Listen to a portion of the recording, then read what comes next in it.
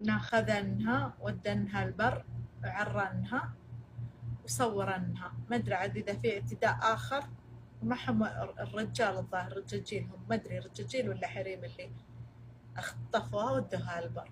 هذا اللي انا فهمته يعني من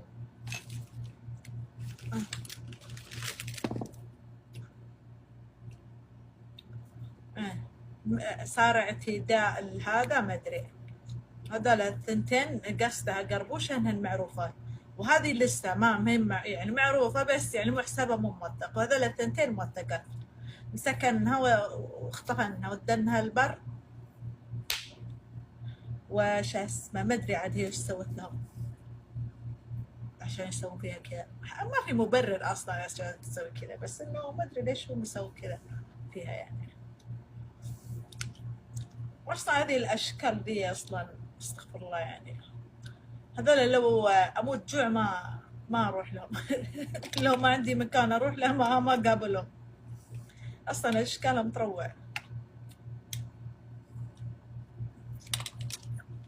شكلها هي وثقت فيهم راحت معهم، ولا قالوا لها تعالي معنا واركبي معنا ولا شيء.